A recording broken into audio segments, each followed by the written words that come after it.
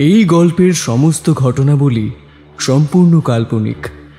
বাস্তবের সাথে কোনো মিল থেকে থাকলে তা অনিচ্ছাকৃত ও কাকতালীয়। ভৌতিক ঠিক কোনো প্রকার কুসংস্কারকে প্রশ্রয় দেয় না। গল্পটি সংস্কারমুক্তভাবে শুধুমাত্র গল্প শোনার আনন্দেই গ্রহণ করুন। এই গল্প থেকে আজকের প্রশ্ন, হরিদেবপুরে যাওয়ার সময় কুশল আর চৈতি কোন মাঝির নৌকায় উঠেছিল? সঠিক উত্তরটি আমাদের কমেন্ট বক্সে জানান।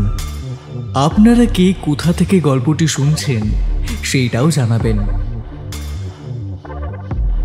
হরিদেবপুর গ্রামে যাওয়ার পথেই একটা পুকুর পড়ে। সেই পুকুরেই লুকিয়ে আছে মাঝরাতের আতঙ্ক। মাঝিদের দল রাতের দিকে নৌকা পারাপার করতে ভয় পায়, কারণ জলের নিচে এমন কিছু আছে যা জ্যান্ত মানুষকেও টেনে নেয় জলের গভীরে। জীবন মাঝির সামনেই নিতাই মাঝিকে টেনে নিয়েছিল সেই ভয়ঙ্কর বিভীষিকা। এক বাদলার রাতে সেই পুকুরের ধারে এসে পৌঁছায় কুশল ও চৈতি। ওরা আগেই শুনেছিল সেই মারাত্মক ঘটনার কথা, তবুও ঠিক করে আজ রাতেই নৌকা পারাপার হবে। মাঝি অনেক বুঝিয়েছিল, অনেক নিষেধ করেছিল, কিন্তু তারা তাদের সিদ্ধান্তে ছিল অনড়। তারপর কি ঘটেছিল তাদের সঙ্গে? দুজন কি আদৌ হরিদেবপুরে পৌঁছাতে পেরেছিল? জানতে হলে শুনতে হবে লেখক সুকান্ত দাসের কলমে গ্রাম বাংলার হাড় হিম করা ভৌতিক গল্প পেতনির খপ্পরে পরাণ মাঝি, এই গল্পটি। চট করে জলে একবার হাত বুলিয়ে নিল নিতাই। তারপর নৌকার উল্টো দিকে বসে থাকা বছর 15 ছেলেটার উদ্দেশ্যে বলল, চুপ কইরা বসে থাকো, কোনো কথা বলবা না, ধারের দিকে একদম যাবা না। হঠাৎ করে যে বাবার কি হলো সেটা বুঝতে পারছিল না পরাণ। বারবার মনে হচ্ছিল বাবা যেন হঠাৎ করেই কোনো কারণে ভয় পেয়ে গেছে। জলের দিকে তাকিয়ে আর জলের মধ্যে হাত দিয়েই এমন ভয় পাওয়ার কোনো কারণ পরাণের বোধগম্য হচ্ছিল না।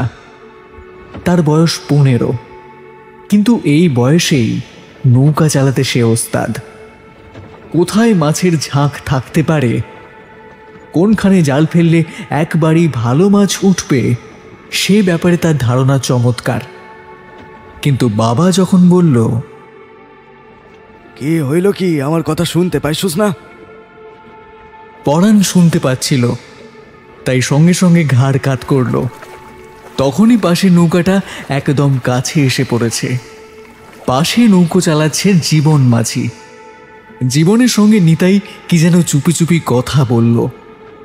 দেখা গেল জীবনও ভয় পেয়েছে, সেও জলের দিকেই তাকিয়ে আছে। আকাশে চাঁদটা ভালোভাবে দেখা যায় না, মেঘের আড়ালে মাঝে মাঝে লুকিয়ে পড়ছে।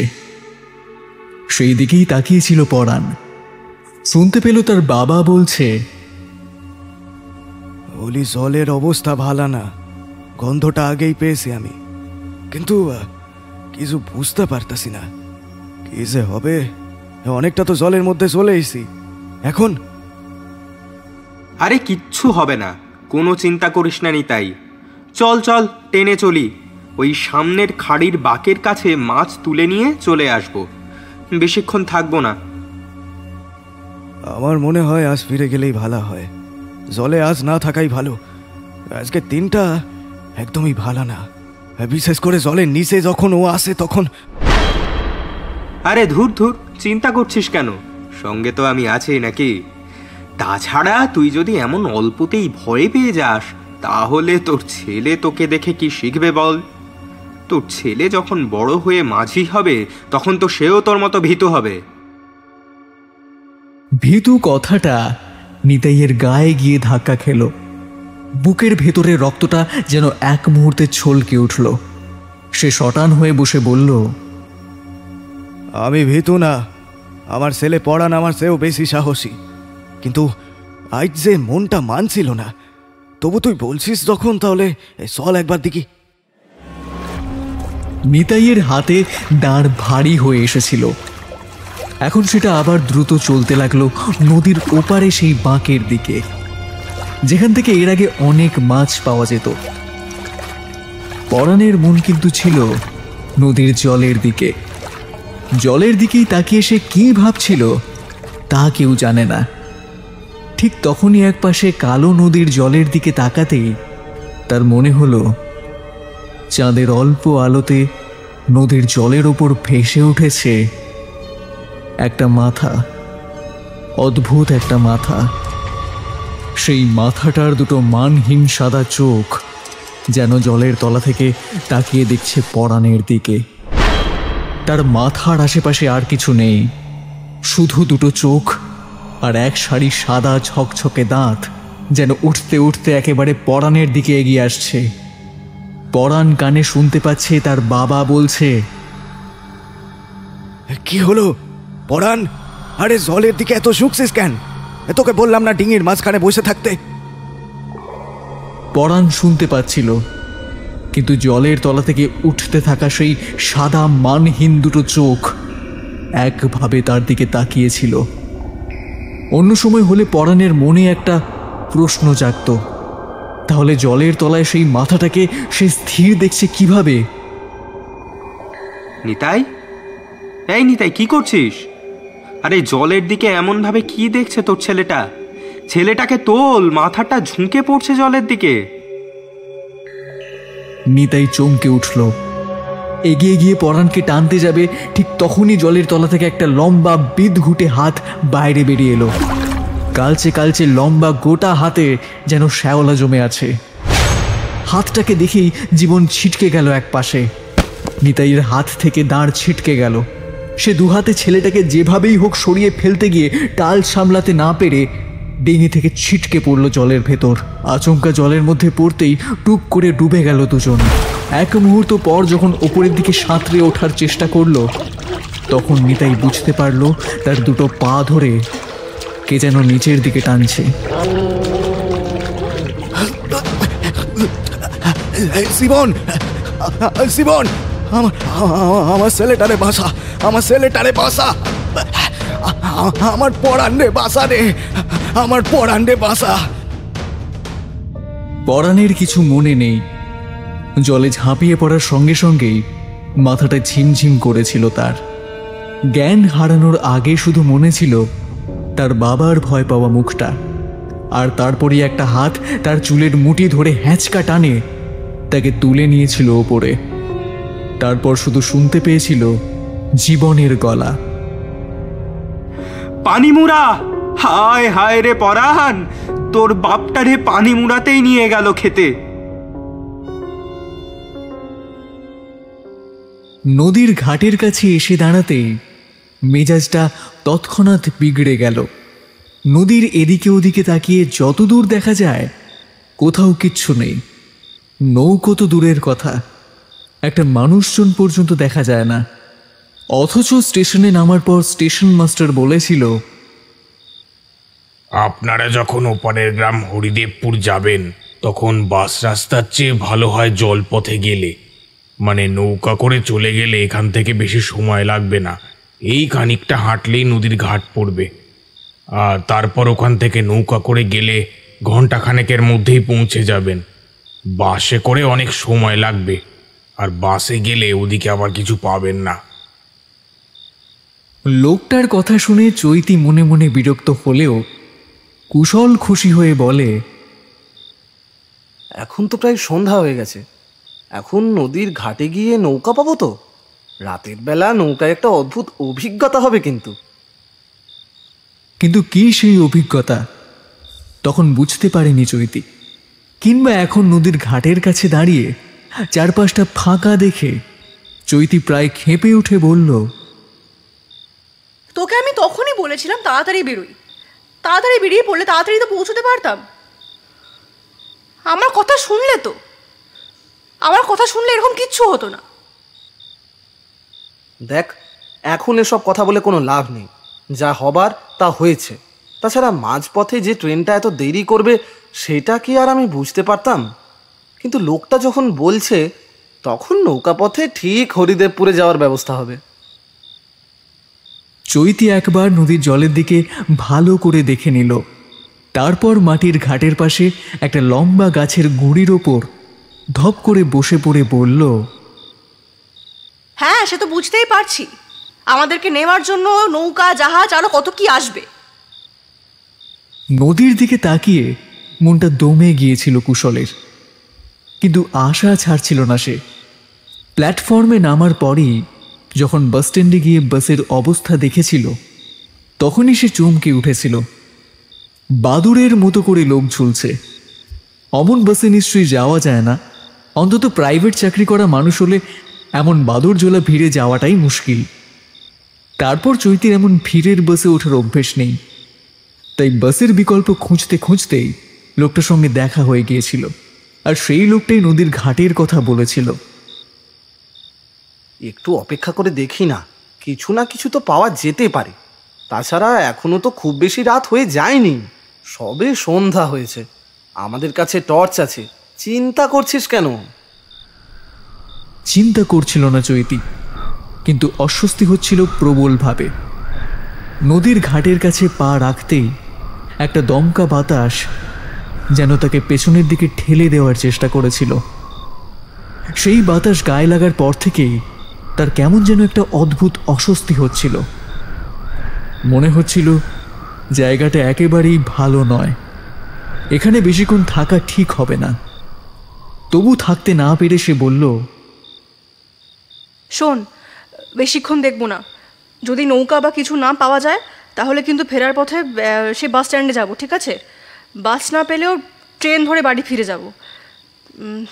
রাতে না হলেও ভোরবেলা ঠিক পৌঁছতে পারবো। দেখ, তোর সঙ্গে আর কোথাও বেরোবো না আমি। কিন্তু এই অবস্থার জন্য চৈতির একার দোষও নয়।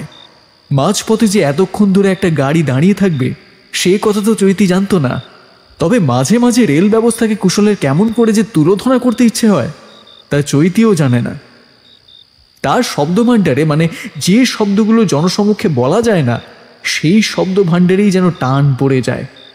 তবু কি করা যায়? হম্বিতম্বি, গজগজ সবই কেবল মুখের কথা, তার বেশি আর কিছু করার ক্ষমতা নেই। গাছের গুঁড়ির ওপর ধপ করে বসে চৈতির কাঁধে হাত রেখে কুশল বলল, একটু অপেক্ষা কর, যদি কিছু না পাই তারপর না হয় দেখি। ঠিক তখনই মরুভূমিতে মরুদ্যানের মতো দূরের দিকে দেখা গেল একটা ডিঙি নৌকা। আকাশের চাঁদটা অল্প অল্প করে আলো ছড়াতে শুরু করেছে। ঠান্ডা হাওয়া ছড়িয়ে পড়ছে নদীর চারপাশে, আর তার মাঝেই নদীর জলের ঢেউয়ে দুলতে দুলতে নৌকাটা এগিয়ে আসছে ওদের দিকে। একটা জেলি নৌকা, কিন্তু বেশ বড় আর ছড়ানো। অন্তত দুজন লোকের আরামসে সে নৌকাটায় যাওয়া সম্ভব। কথাটা ভেবেই কুশল উঠে দাঁড়িয়ে দৌড়ে গেল নদীর ঘাটের দিকে। ঠিক তখনই চৈতির মনে হলো এত দূর থেকেও নৌকার ওপরে বসে থাকা লোকটাকে সে দেখতে পাচ্ছে। শুধু তাই নয়, লোকটা যেন এত দূর থেকেও উজ্জ্বল চোখের দৃষ্টি নিয়ে তাকিয়ে আছে তারই দিকে। নৌকাটাকে কুশল হাত বাড়িয়ে চিৎকার করে ডাকল, এই যে মাঝি ভাই, এদিকে একটু শোনো, এদিকে একটু শুনে যাও। মাঝি একটু একটু করে তার ডিঙি নৌকাটা এগিয়ে নিয়ে গেল। তারপর কুশল তাকে বলল, বলছি আমাদের দুইজনকে তোমার নৌকা করে হরিদেবপুর গ্রামে পৌঁছে দিতে হবে। এইখান থেকে হরিদেবপুর কতখানি দূরত্বে? মাঝি কোনো উত্তর দিল না, শুধু বেশ কিছুক্ষণ তাদের দিকে চেয়ে রইল। তারপর অনীহা দেখিয়ে বলে উঠল, না বাবুরা, রাত হয়ে গেছে। এমন সময় জলের উপর দিয়ে হরিদেবপুরে আপনাদের নিয়ে যেতে পারবো না, তাতে বিপদ হতে পারে। আরে বিপদ কি হবে? আপনারা তো ওইদিকে যান বললেন, আমাদের যদি নিয়ে যান তাহলে অসুবিধে কোথায়? হরিদেবপুর পর্যন্ত গিয়ে আপনাকে উল্টো দিকেই ফিরতে হবে, এই তো ব্যাপার। আমি ফিরবো না, রাতের বেলা মাছ ধরতে ওই বাঁকের কাছে যেতে হবে হরিদেবপুর পেরিয়ে। কিন্তু সমস্যা হচ্ছে আপনারা বাইরের লোক, বাইরের মানুষকে একদম পছন্দ করে না। পছন্দ করে না? কে? এই নদী। রাতের বেলা নদী বাইরের মানুষকে একদম পছন্দ করে না। আপনারা ফিরে যান। বাস স্ট্যান্ড থেকে রাতের বাসটা হয়তো পেয়ে যাবেন। এখন বেরিয়ে পড়লে হাতে সময় আছে। লোকটার দিকে ভালো করে তাকিয়ে দেখছিল কুশল। খালি গা, রোগা চেহারা, মুখে খোঁচা খোঁচা সাদা পাকা দাড়ি, মাথার চুলেরও একই দশা। এক হাতে একটা বিড়ি আর অন্য হাতে নৌকার দাঁড়। বিড়িতে লম্বা টান দিয়ে লোকটা আবার বলল, আপনারা যান বাবু, আমাকেও ফিরতে হবে। আমি গেলাম। টাকাটা না হয় একটু বাড়িয়ে দেব। যা দেব বলেছি তার চেয়ে বেশি দেব। মাঝি, আমাদের পৌঁছে দাও। এখন এখান থেকে আবার বাস স্ট্যান্ড পর্যন্ত হেঁটে যাওয়ার ইচ্ছে নেই। টাকার কথাটা শুনেই বোধহয় পরাণ থেমে গেল। মুখ তুলে তাকাতেই কুশলের মুখে যেন একরকম যুদ্ধজয়ের হাসি ফুটে উঠল। কুশল পকেট থেকে একটা 100 টাকার নোট বের করে এগিয়ে দিল লোকটার দিকে। 100 টাকা পরাণের কাছে অনেক। সে দেরি করল না। টাকাটা কোমরের লুঙ্গির গুঁজে গুঁজে নিয়ে নৌকাটাকে ঘুরিয়ে দিল ওপারের দিকে। যা থাকে কপালে, এই ভেবে কুশল চৈতিকে নৌকায় উঠে নিল। কিন্তু চৈতি তখন একটু থমথমে হয়ে গেছে। লোকটাকে দেখার পর থেকেই তার মধ্যে যেন একটা অদ্ভুত স্রোত বইছে। পরাণের চোখের দৃষ্টিটা কেমন যেন অস্বাভাবিক লাগছে তার। কাজটা করা কিন্তু ঠিক হলো না। মানে অচেনা অজানা জায়গায় রাতের বেলা নৌকায় চেপে যাওয়াটা আমার মনে হয় না ঠিক বলে, জানিস তো। বাসে করে যেতে পারতাম। শেষ বাসটার জন্য দাঁড়ালে একটু ফাঁকা হতো। আরে তুই ভয় পাচ্ছিস নাকি? আমি আছি তো, চিন্তা করছিস কেন? চৈতি ঠিক কী কারণে ভয় পাচ্ছিল সেটা সে বোঝাতে পারছিল না। দাঁড়ের লম্বা ঠেলা দিয়ে পরাণ নৌকাটাকে জলের স্রোতে ছেড়ে দিল। তারপর আস্তে আস্তে দাঁড় টানতে লাগলো। চারপাশটা ক্রমশ অন্ধকারে ঢেকে যাচ্ছিল। নদীর মাঝামাঝি দিকে এসে গেছে নৌকাটা। নদীর জলের কুলকুল শব্দের সঙ্গে দাঁড় টানার আওয়াজ মিলেমিশে যেন নিস্তব্ধতার এক অদ্ভুত সুর তৈরি করেছিল। কুশল মাঝখানে, চৈতি অন্য পাশে। ঠান্ডা হাওয়ায় একটু ভালো লাগলেও অস্বস্তিটা তখনও চৈতির মনে দানা বাঁধছিল। তোমার বাড়ি এখানেই নাকি মাঝি? হরিদেবপুরের উল্টো দিকে বাঁধন পাড়া, সেখানেই আমার বাড়ি। তা বাড়িতে কে কে আছেন? এসব কথা বলে কুশল বোধহয় মাঝির সঙ্গে ভাব জমাতে চাইছিল, কিন্তু চৈতি লক্ষ্য করছিল মাঝির চোখের দৃষ্টি মাঝে মাঝে সোজা চৈতির চোখে এসে পড়ছে। কেন জানি না ব্যাপারটা তার অস্বস্তিকর লাগছিল। শরীরটাও কেমন যেন শিরশির করছিল। নৌকা এগিয়ে চলছে ধীর গতিতে। হরিদেবপুর পৌঁছাতে এখনো বেশ খানিকটা দেরি। চৈতি অন্যদিকে তাকালো। নদীর এক ধার ঘেঁষে নৌকাটা এগোচ্ছে। সেদিকে ঘন জঙ্গল, আর মাঝে মাঝে দু একটা ফাঁকা জায়গা ছাড়া আর কিছু দেখা যায় না। এদিকটায় জনবসতি নেই। হরিদেবপুর তার উল্টো দিকের বাঁধন পাড়া, তারপর নদীর ধারে ধারে আরো কয়েকটা গ্রাম। এই একটা গন্ধ আসছে না? এই কুশল, পাচ্ছিস? একটা একটা অদ্ভুত গন্ধ মনে হচ্ছে না তোর কাছে? কথাটা শুনে পরাণের বুকের ভেতরটা কেমন যেন করে উঠল। সে দাঁড় টানা বন্ধ করে একবার জলের দিকে তাকালো। তারপর অবাক হওয়া কুশল ও চৈতির চোখের সামনে পরাণ হাতের তালুতে করে খানিকটা জল তুলে গন্ধ শুকল। গন্ধ শোকার সঙ্গে সঙ্গে তার চোখ দুটো বিস্ফারিত হয়ে গেল। প্রায় চিৎকার করে উঠে সে বলল, আগেই বলেছিলাম আপনাদের নৌকায় নেব না। দেখলেন তো ঠিক বুঝে ফেলেছে বাইরের কেউ এসে। পরাণের গলার স্বর আর তার আতঙ্কিত চোখের দৃষ্টির মধ্যে যেন কিছু একটা অদ্ভুত ছিল। চৈতির বুকের ভেতরের রক্ত যেন হিম হয়ে গেল। আরে কার কথা বলছো তুমি তখন থেকে? কার কথা বলছো? কি হয়েছে? যার কথা বলছি তারে একবার দেখলে কোনোদিন ভুলতে পারবেন না। একবার দেখলে, বাদ দিন ওসব কথা, বাদ দেন, আপনারা বিশ্বাস করবেন না। আপনি বলুন, আপনি বলুন, কিসের গন্ধ ওটা? হ্যাঁ, কিসের গন্ধ বলুন?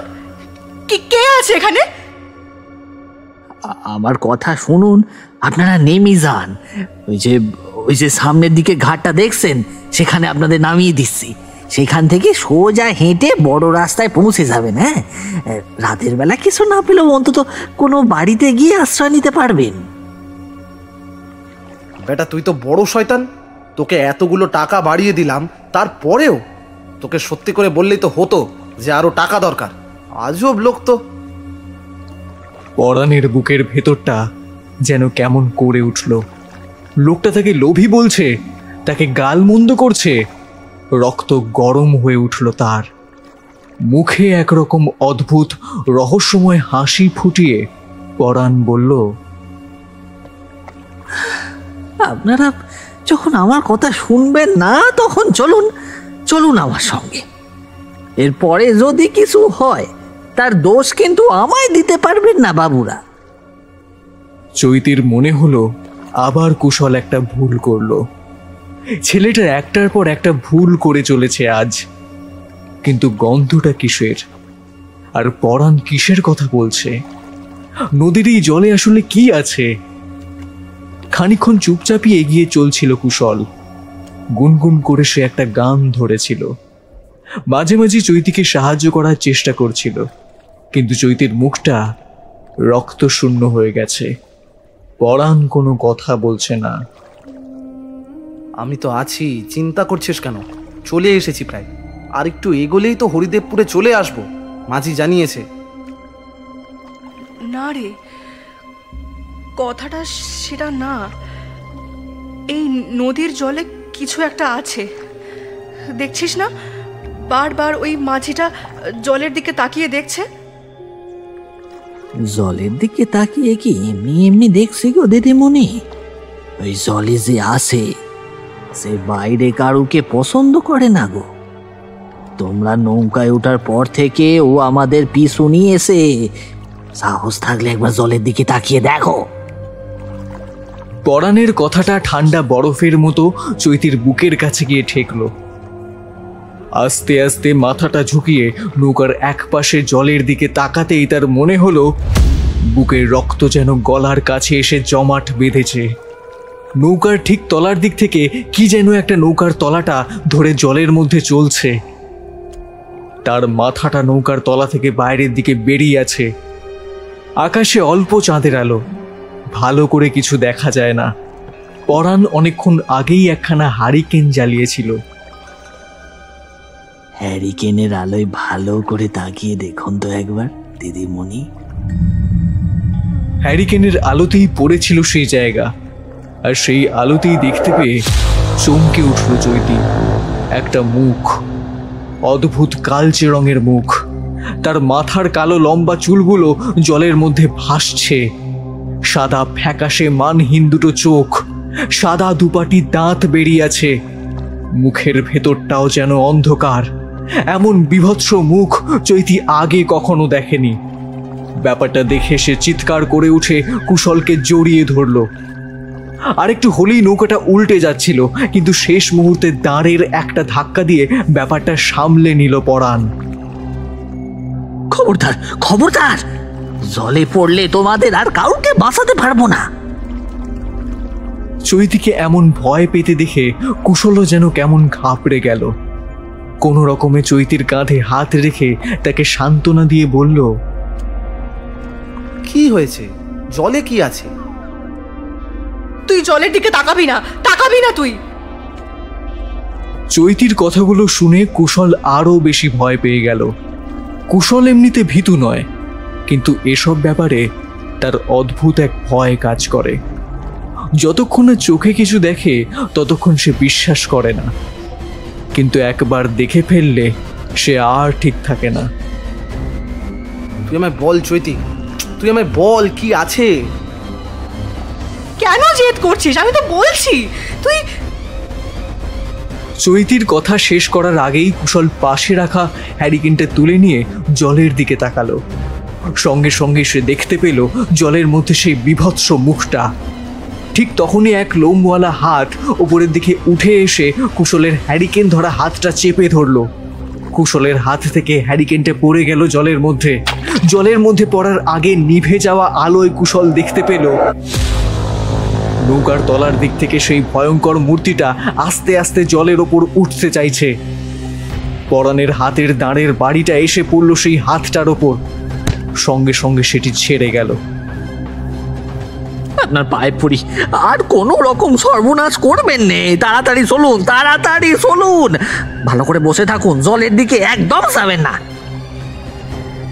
কথাটা বলে পরাণ দ্রুত গতিতে ডাঁড় টানতে লাগলো, কিন্তু কুশলের হাতে আঁচড় লেগেছে, রক্ত ঝরছে।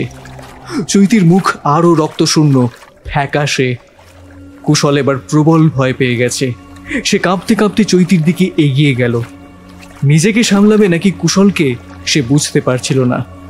শুধু পরাণ দ্রুত গতিতে নৌকা চালিয়ে চলল। জলের মধ্যে যে এমন কিছু আছে সেটা আপনি আমাদেরকে আগে বলেননি কেন? আগেই তো বলেছিলাম, কিন্তু বাবু টাকার লোভ দেখালেন। টাকার লোভ যে বড় লোভ দিদিমণি, ওর কাছে সব কিছু হেরিয়ে যায়। না হলে কি আর বাপটার এই চোখের সামনে মরতে দেখার পরেও তোমাদের নিয়ে এই রাতের বেলা জলে নামার সাহস করতে পারি? কুশল খানিকটা শান্ত হলো এবার। তাহলে তোমার বাবা এই জলের তলায় পানি মুড়ার হাতে মরেছে? পরাণ নিঃশব্দে মাথা ঝুঁকিয়ে রইল। তারপর বলল, শুধু আমার বাপ নয়, আরো অনেকেই মরেছে চোখের সামনে। আমার প্রাণের দোস্ত ইকবালকেও মরতে দেখেছি ওই নদীর জলে ডুবে, ওই পানি মোড়ার হাতে। ততক্ষণে পরিবেশটা একটু শান্ত হয়েছে। কুশল হাতের ক্ষতটা কাপড়ে বেঁধে নিয়ে কৌতূহলে জানতে চাইল। পরাণ দাঁড় টানতে টানতে বলতে লাগলো, বাপটা মরেছিল যখন, তখন আমার বয়স 15। আমাকে বাঁচাতে গিয়ে জলে পড়ে পানি মুড়ার টানে তলিয়ে গেল। কোথায় ভেসে গেছিল কেউ জানে না। তারপর বয়স ওই 25-এ গিয়ে একদিন রাতের বেলা ইকবালের সঙ্গে আমি জলে মাছ ধরতে নামি। শীতের সময় বাঁধের কাছে তখন অনেক মাছ ওঠে। পরদিন বাজারে বিক্রি করলে ভালো দাম মেলে। টাকার লোভেই আমরা বেরিয়েছিলাম এক ডিঙি নিয়ে। আমি ইকবালকে বলেছিলাম, আমার কথা শুনে চলিস, সোজা বাঁধের কাছে যাব, মাছ ধরে ফিরে আসব। নদীর জলে এমন রাতের দিকে মাঝে মাঝে ওর দেখা পাওয়া যায়। তোর যত বাজে কথা! এতদিন জলে রয়েছি, কখনো কিছু হয়নি। ওই জলের তলায় থাকুক, তাতে আমাদের কি? ছেলেদের কাছে সহজে আসে না, তাই সব সময় দেখা যায় না, কিন্তু সুযোগ পেলেই প্রাণে ছাড়বে না। আচ্ছা আচ্ছা, যা মনে হয় তো তাই কর, আমি আর কি বলবো। ইকবাল আমার কথা শুনল না। নদীর মাঝামাঝি এসে হাত দিয়ে জল নাড়তে লাগলো। আমি চিৎকার করে উঠলাম, ইকবাল, ইকবাল কি করছিস? সাবধান সাবধান, ও কিন্তু এখনো আসেনি। ও এলেই ওই গন্ধটা। তাহলে তাহলে তখন যখন ওই গন্ধটা পেয়েছিলাম তখনই কেউ এসেছিল? পরাণের চোখ দুটো কেমন যেন জ্বলে উঠল। চারপাশে আলো নেই, তবু তার চোখে যেন আগুনের ঝিলিক। পানি মোড়া। তারপর ইকবাল আমার কথা শুনল না। সে আসলে জেলে নয়, ধান চাষ করে। খরার জন্য তখন জমিতে ক্ষতি হয়েছে, তাই কিছুদিনের জন্য আমার সঙ্গে মাছ ধরতে নেমেছিল। জলের মধ্যে হাত নেড়ে নেড়ে এক সময় আমি সেই গন্ধটা পেলাম, সঙ্গে সঙ্গে বুঝলাম বিপদ আসছে। কিন্তু ইকবাল তখনও জলের দিকে তাকিয়ে আছে। তার সাদা মুখ ফ্যাকাশে, চোখ স্থির জলের তলায়। আমি তাকিয়ে দেখি জলের তলায় একটা মেয়ের মতো কিছু একটা উল্টো সাঁতার কেটে নৌকার তলায় ঘুরছে। পুরো নগ্ন, সাদা ফ্যাকাশে দেহ, মণিহীন চোখ, মুখ হা করে আছে। সেই মুখের ভিতর থেকে যেন কিছু একটা বেরিয়ে আসছে, দাঁতগুলো দেখা যাচ্ছে। আমি চিৎকার করলাম, ইকবাল, ইকবাল! কিন্তু ইকবাল আর শুনল না। তার চোখ জলের দিকে স্থির। পরক্ষণেই জলের নিচ থেকে একটা কালো লম্বা হাত উঠে এসে ইকবালের হাতটা চেপে ধরল, একটা হ্যাঁচকা টানে টেনে নিল তাকে জলের তলায়। বিশ্বাস করুন দাদা বাবুরা, পানি মুড়া যাকে নিচে নিয়ে যায় তারপর আর কেউ ফিরে আসে না। ডিঙিটা এমন দুলে উঠেছিল যে ইকবালকে ধরার সুযোগটাও পাইনি। শুধু তার মুখে একটা চিৎকার শুনেছিলাম। তারপর জল শান্ত হয়ে গেল, যেন কিছুই হয়নি। পরাণের কথা শুনে সবাই অবাক। একটু আগে যে মুখটা চৈতি আর কুশল দেখেছিল সেটাও তো ঠিক তেমনই।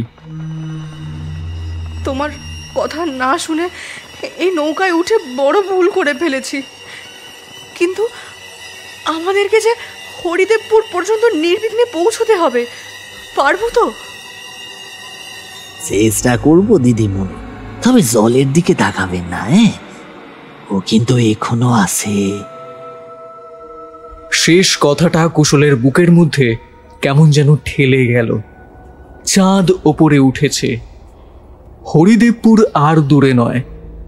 কুশলের পায়ে ঝিম ধরেছে, একটু অস্বস্তি লাগছিল। সে পা বাড়িয়ে সামনের দিকে রাখল। ঠিক তখনই একটা ঠান্ডা হাত তার পা ধরে ফেলল। আর এক পা তুলতেই সেই হাতটা টান মেরে জলের দিকে টেনে নিচ্ছিল। চৈতি ঝাঁপিয়ে পড়ে কুশলকে শক্ত করে জড়িয়ে ধরল। বাবু, যাবেন না ওইদিকে বাবু। পরাণ এগোতেই তার চোখে পড়ল চৈতির চোখের মণি সাদা ফ্যাকাশে হয়ে গেছে, গলার কাছে লম্বা টকটকে দাগ, সেখান থেকে রক্ত ঝরছে ক্রমাগত। চৈতির মুখে উদাসীন ভাব, কিন্তু পরক্ষণেই চেহারা বদলে গেল। কুশল প্রাণপণে চিৎকার করছে, তার পা প্রায় জলের নিচে চলে গেছে। পরাণ হুমড়ি খেয়ে পড়ে সামনের দিকে, দাঁড় দিয়ে জলের নিচে ধাক্কা মারতেই জল থেকে একটা মাথা উঠে এলো।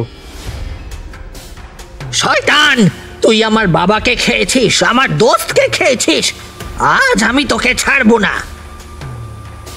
পরাণ লুঙ্গির গাঁট থেকে দেশলাই বের করে হ্যারিকেনের কাঁচ ভেঙে দিল। তারপর ভেতরের কেরোসিন ছিটিয়ে দিল সেই মূর্তির গায়ে। দেশলাই কাঠিটা ঘষে ছুঁড়ে দিতেই দাউ দাউ করে আগুন জ্বলে উঠল। সাদা মণিহীন চোখ, সাদা দাঁতের শাড়ি, আগুনে জ্বলছে বিভৎস সেই মুখ।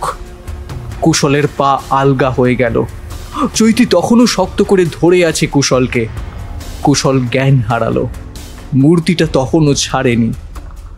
আবার হাত বাড়াতেই চৈতি এগিয়ে গেল সামনে। দিদিমণি, দিদিমণি তুমি!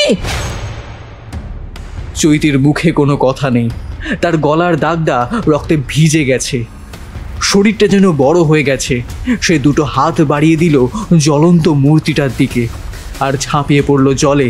পরাণের চোখের সামনে দুই বিভৎস মূর্তি জলের মধ্যে লড়াই করতে লাগলো।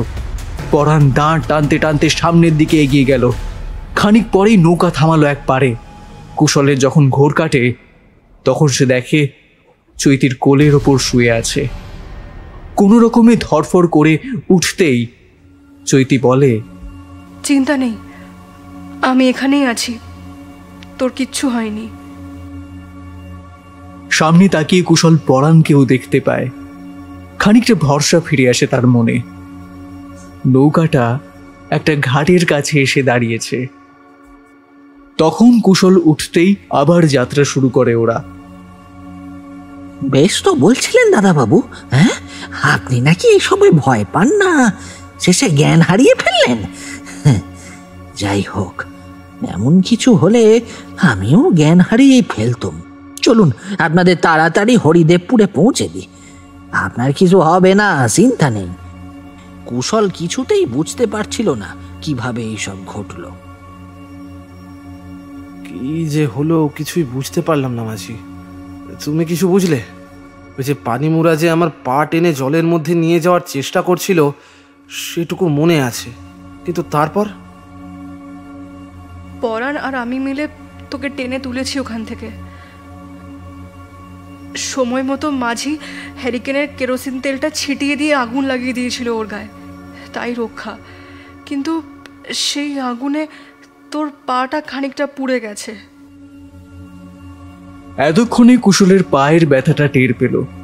পায়ের পাতায় আগুনের হলকা লেগে খানিকটা চামড়া ঝলসে গেছে, তবে তেমন কিছু নয়, সেরে যাবে। কোথায় যেন একটা খটকা লাগছিল কুশলের, কিন্তু সে কিছুতেই বুঝতে পারছিল না। দেখতে দেখতে ওরা হরিদেবপুরের কাছাকাছি এসে পড়ল। হরিদেবপুরের ঘাটে কুশল ও চৈতিকে নামিয়ে দেওয়ার আগে পরাণ চৈতির দিকে এগিয়ে এসে বলল, আজ পর্যন্ত পানিমুড়ার হাত থেকে কেউ বেঁচে ফিরতে পারে না দিদিমণি, কিন্তু আপনি বাবুকে বাঁচিয়ে আনলেন। তবে নিজের কেমন করে হলো এসব? ফেরার সময় হয়েছে, ওই ট্রেনের কথা বলছি। সেদিন ট্রেনটা ঠিক মতোই চলছিল। একটা স্টেশনে জল তেষ্টা পাওয়ায় আমি জল আনতে নেমেছিলাম। তখন কুশল ঘুমোচ্ছিল।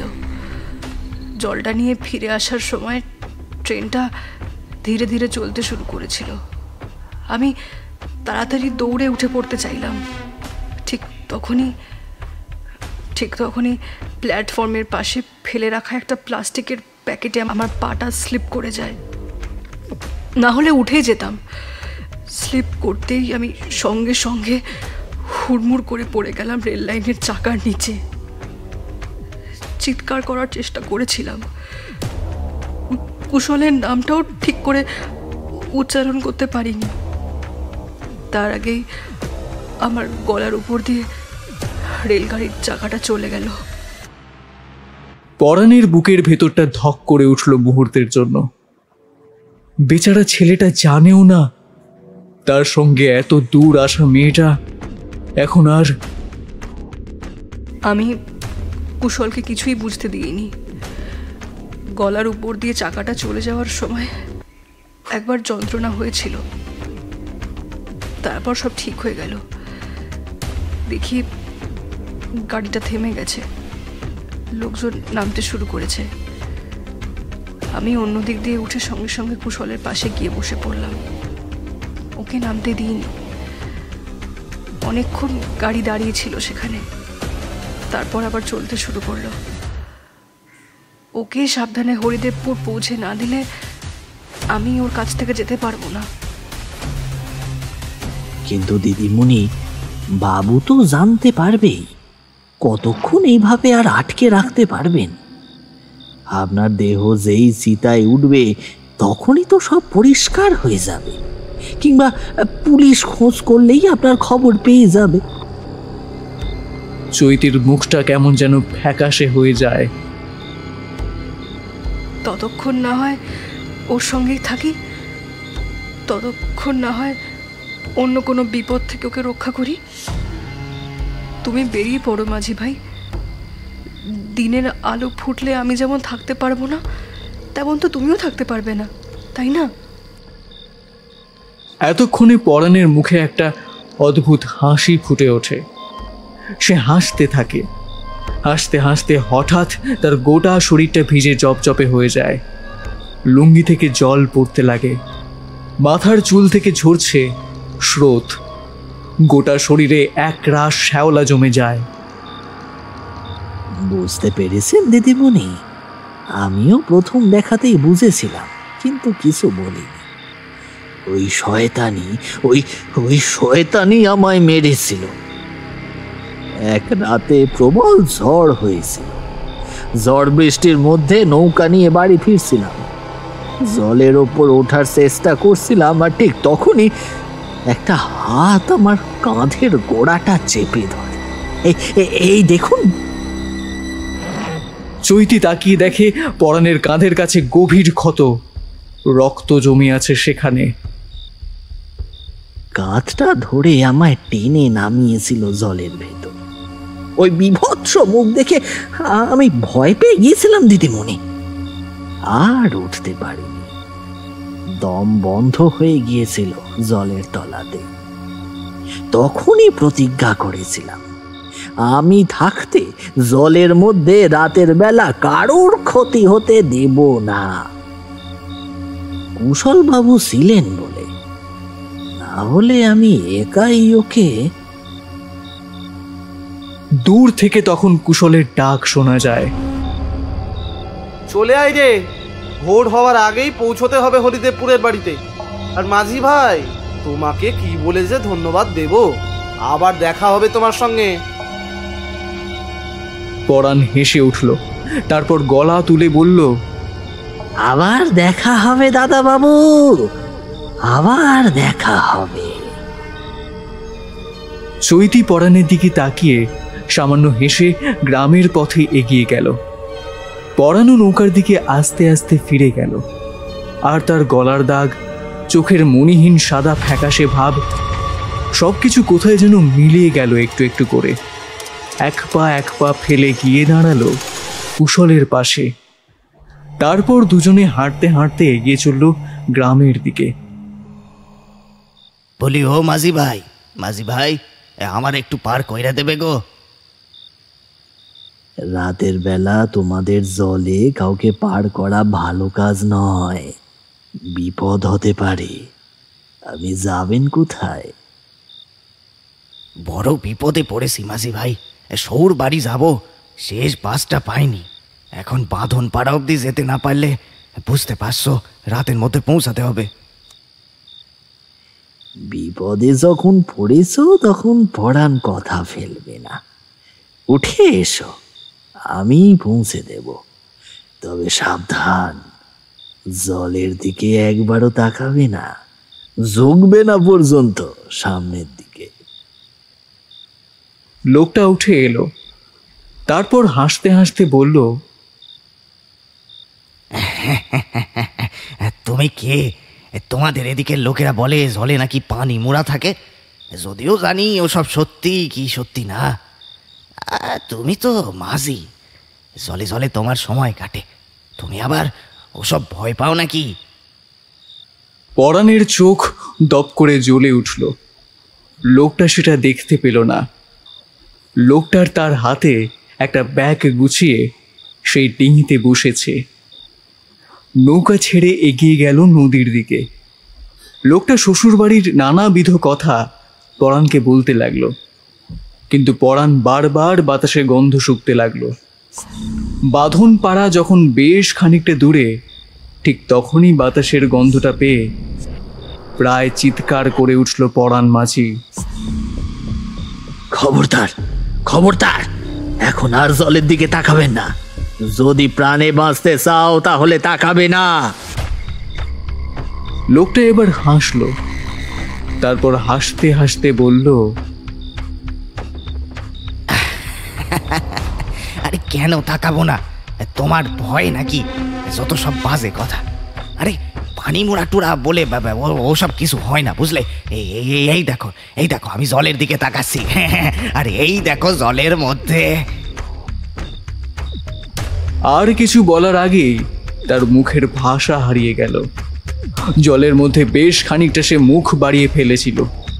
ঠিক তার মুখের সোজাসুজি উল্টো দিকের জলের তলা থেকে ধীরে ধীরে উঠে এলো আর একটা মুখ। সেই মুখে এক অদ্ভুত বিকট হাসি, চোখের দৃষ্টি বিভৎস, গায়ের রং ফ্যাকাশে সাদা, মাথার চুলগুলো যেন সাপদের মতো ভেসে জল জল করছিল জলের ওপরে। আর সবচেয়ে ভয়ঙ্কর, সেই মূর্তির দিকে ধীরে ধীরে উঠে এলো একটা হাত, সাদা রক্তহীন পচা হাত, 5টা আঙুল লম্বা, ধারালো নখে ভর্তি। হাতটা আস্তে আস্তে ওপরে উঠতে লাগলো লোকটার মুখের দিকে। এক মুহূর্ত পরে জলের বুক চিরে ভেসে উঠল তীব্র কান ফাটানো এক চিৎকার। তারপর সব নিস্তব্ধ, শুধু নদীর কালো জলে বুদবুদ উঠেছে টুপটুপ করে। আওয়াজটা তখনও পরাণের কানে বাজছে। মাঝির হাতের বৈঠাটা যেন জমে গেছিল জলের ওপরে। লোকটার শরীরটা তখনও ডিঙির একদিকে হেলে আছে। সেই বিভৎস পচা সাদা হাতটা লোকটার মাথার তালু চেপে ধরেছিল। পরাণ একটাও কথা বলল না। সে জানে বলার কিছুই নেই। শুধু লোকটার ব্যাগটা তখনও ডিঙির পাটাতনে পড়ে কাঁপছে। পরাণ মাঝি চোখ বন্ধ করে গভীর শ্বাস নিল। বাতাসে সেই পরিচিত স্যাঁতস্যাঁতে গন্ধ। মাটির তলার আর পুরনো লাশটার গন্ধটা এখন আরো তীব্র। সে চোখ খুলল, দেখল জলের মধ্যে সেই বিভৎস মুখটা এখনো স্থির। সেই হাসিটা যেন জমে গেছে। লোকটার মুখটা আস্তে আস্তে জলের আরো গভীরে টেনে নিয়ে যাচ্ছে সেই হাত। নদীর কালো জল এক মুহূর্তের জন্য লাল হয়ে উঠল, তারপর আবারও মিশে গেল অন্ধকারে। ডিঙির চারপাশে কয়েকটা বড় সড়ো বুদবুদ উঠল, আর তারপরেই সব চুপ, যেন মাঝ নদীতে কিছুই ঘটেনি। পরাণ মাঝি একটা দীর্ঘশ্বাস ফেলে। সে আবারও বৈঠা ধরল, ডিঙিটা ঘুরিয়ে নিল। বাঁধন পাড়ার দিকে সে আর যাবে না, দরকার নেই। এই রাতে এই জলের মধ্যে ওই পাড়া পর্যন্ত যাওয়া মানে নিজের বিপদ বাড়ানো। সেই নৌকাটা ঘাটের দিকে নিয়ে চলতে শুরু করলো। কিন্তু এবার তার বৈঠা চালানোর ধরনে একটা ক্লান্তি ছিল না, ছিল একটা অদ্ভুত সতর্কতা। বাতাস যেন এবার তার দিকেই ধেয়ে আসছে, যেন তাকে কিছু একটা বলতে চাইছে। বাতাসের প্রতিটা ঝাপটায়, প্রতিটি শীতল স্পর্শে পরাণের মনে হচ্ছিল তার পেছনে কেউ দাঁড়িয়ে আছে। হঠাৎ নদীর পার থেকে একটা মিহি গলা ভেসে এলো। মাঝি গো, মাঝি, এত রাতে কোথায় যাও? আমাকে একটু পার কইরা দিবা? বাঁধন পাড়ায় যেতে হবে। পরাণ মাঝি বৈঠা থামিয়ে স্থির হয়ে গেল। না, সে পিছনে তাকাবে না। এই নদীর পাড়ের সাথে তার বহুদিনের পরিচয়। সে জানে এই সময়, এই নিস্তব্ধতার পরে কেউ এতটা স্বাভাবিক স্বরে কথা বলতে পারে না, বিশেষত যখন নদীটার ওই দিক থেকে ডাক আসছে। এই রাতে আমি আর পার করব না, ঘাট বন্ধ। ওই সময় দূর থেকে ভেসে এলো একটানা শিয়ালের ডাক। ওই ডাকের মধ্যে নদীর অন্ধকারে মিশে গেল পরাণ মাঝির নৌকা, আর জলের বুকের নিচ থেকে মাথা তুলে পানি মুড়ার একটা ছায়া দেখা গেল। সে আবারও অপেক্ষা করবে তার পরবর্তী শিকারের জন্য। শিকার পেলেই সে আবার তাকে টেনে নিয়ে যাবে নদীর জলে। যেভাবে সে সন্ধ্যার অন্ধকারের সুযোগ নিয়ে একের পর এক শিকার করেছে, ওইভাবেই নদীর জল মানুষের টাটকা রক্তে লাল হয়ে উঠবে। এখন শুধুই অপেক্ষা। অভিশপ্ত এই নদীর বুকে আসুক শুধু কোনো এক মানুষ। আজকের গল্পটি কেমন লাগলো আপনাদের? আশা করি ভালো লেগেছে। আজকের গল্প পাঠ ও গল্পের সূত্রধারে ছিলাম আমি দীপ্তদীপ। অন্যান্য চরিত্রে অভিনয় করেছেন সৌরভ, অরিত্র, শান, রাহুল, মহুয়া ও রৌনক। তাহলে আজকের জন্য এইটুকুই। আবার দেখা হবে নতুন এক রোমাঞ্চকর গল্পে। ততদিন শুনতে থাকুন ভৌতিক ঠেক।